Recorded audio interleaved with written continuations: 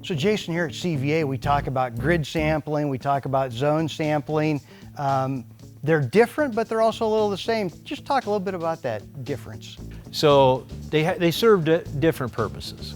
The zone, we see some of the natural lays of the land, we see some of the natural waterways and that type of stuff, whereas the grid sample is more of a systematic, where you just pop every 2.5 acres and you don't see some of those natural terrain that we do with the zone. But the zone then allows us to overlay the yield component, and also a big part of it is the soil type component. And like I said, where this ground has been leveled and earth moved and that type of stuff has been huge. So I'm Tim Mundorf, Nutrient Management Lead with Central Valley Ag, and today I'm talking to Jason Koch, our ACS mapping specialist. So Jason, I know you get involved in making a lot of those zones yourself.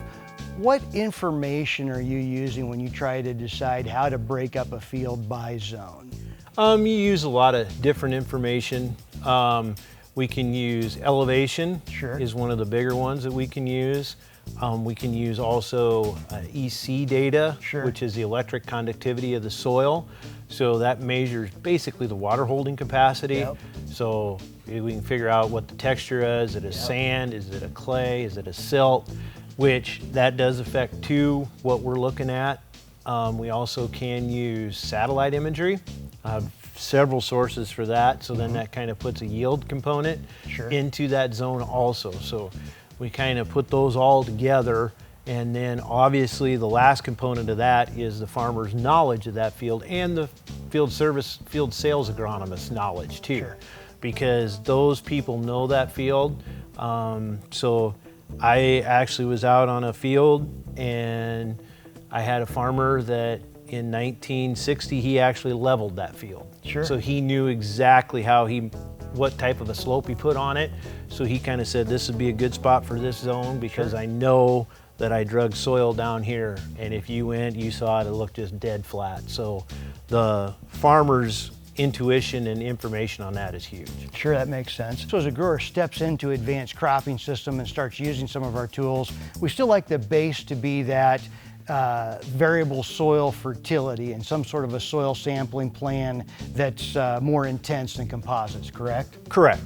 That's the first step. The zone, what we do is that breaks it up into more than just 80-acre blocks. We sample it every year for 4 years, so it's a system, and that lets us kind of see what's going on over time a little bit.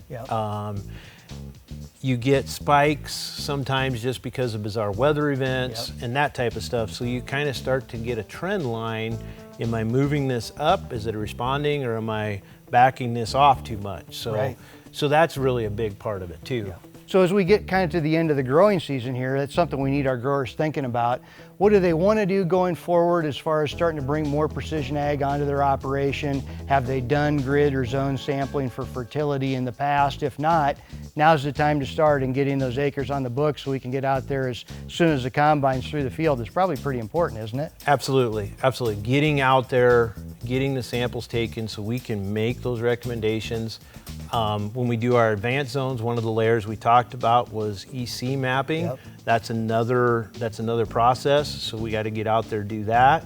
Then we come back and we make those zones, and then we go out and sample. So there's a little bit more lag time in there.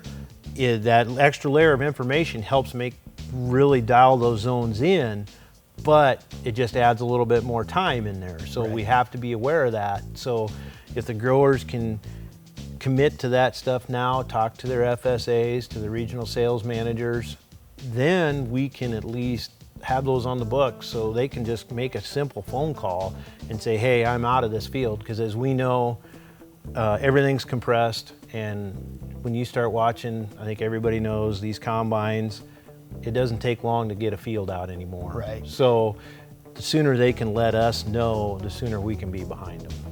So if you've got any more questions, contact your field sales agronomist. I'm Tim Mundorf, Nutrient Management Lead. And again, today I'm talking to Jason Koch, our ACS mapping specialist who really works a lot on putting these zones together and moving growers into that next step beyond soil fertility, the variable rate seeding, the variable rate nitrogen. And as growers want to embrace technology, we can really help them here. So again, thanks for watching our agronomy focus video.